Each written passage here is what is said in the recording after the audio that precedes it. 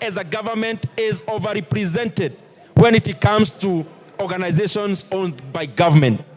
Honorable Speaker, Kenya has got over 334 parastatals and sagas.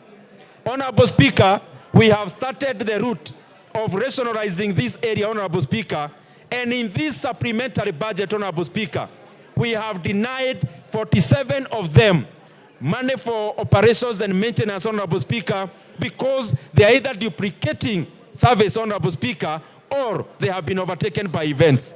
Honorable Speaker, as a country, this is a route you have to travel. We cannot continue having many bodies of government overlapping their services to the Kenyan people, Honorable Speaker, while we are still spending a lot of money in their recurrent expenditure. Honorable Speaker, 47 sagas, 47 government organizations have been owed up through this process, Honorable Speaker, by first denying them the budget as we, Honorable Speaker, decide what to do as a country with them. The second thing, Honorable Speaker, zooming in, and I want to request this discussion that we follow together as members.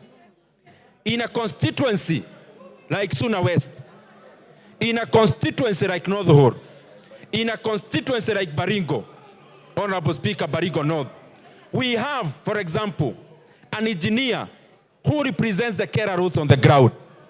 In the same constituency or region, we have a Kenha office and engineers already on the ground.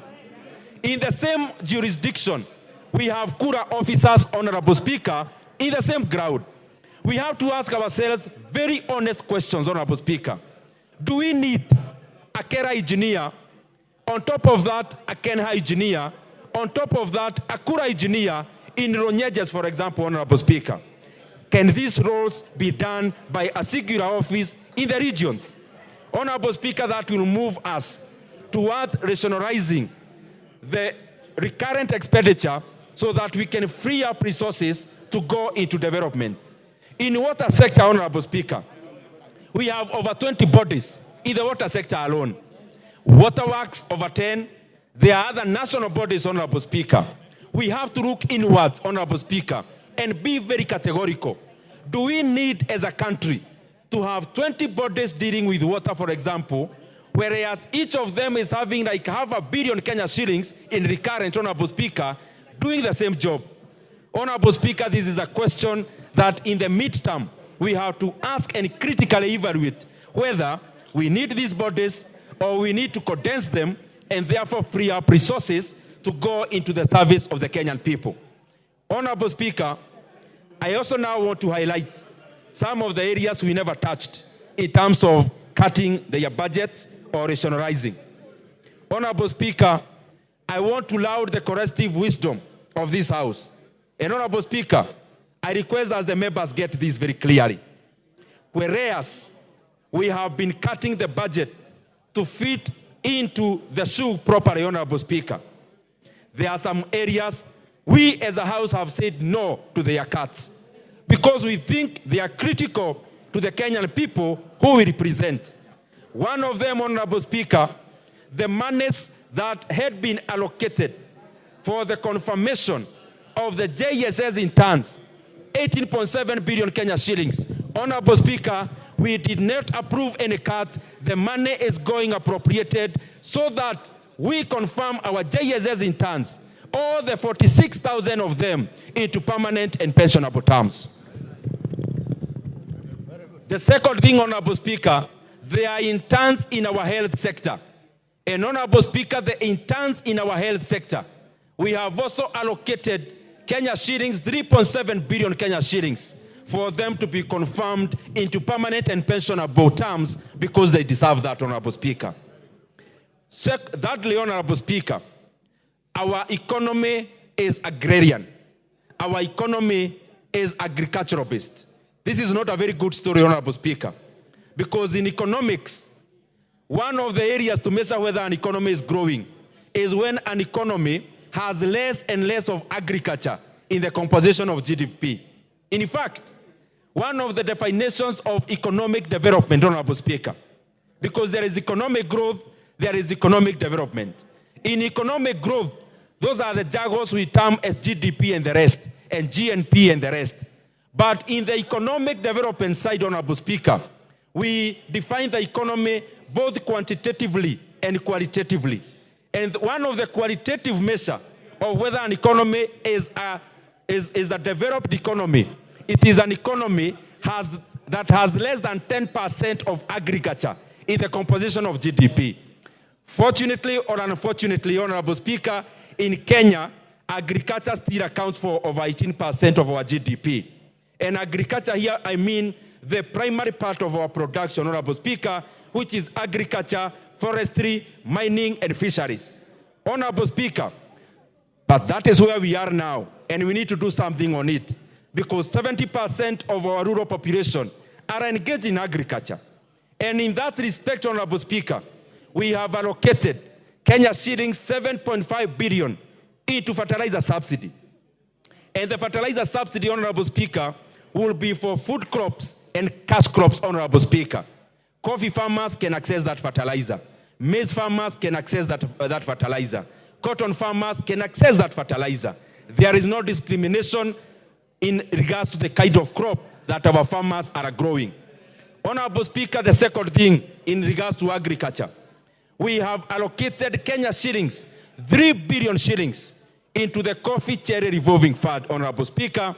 That money will go into easing the cost of borrowing when it comes to coffee societies and also coffee farmers. The other thing in regards to coffee, Honorable Speaker, coffee farmers, the recently tabulated debts are around 8.6 billion Kenya shillings that coffee societies owe to the banks. Honorable Speaker, so that we can continue to help our farmers in these debt menace, we have allocated the first phase, Kenya shillings 2 billion, Honorable Speaker, into the payment of coffee debts so that our farmers, Honorable Speaker, can get reprieve when it comes to the debts, Honorable Speaker.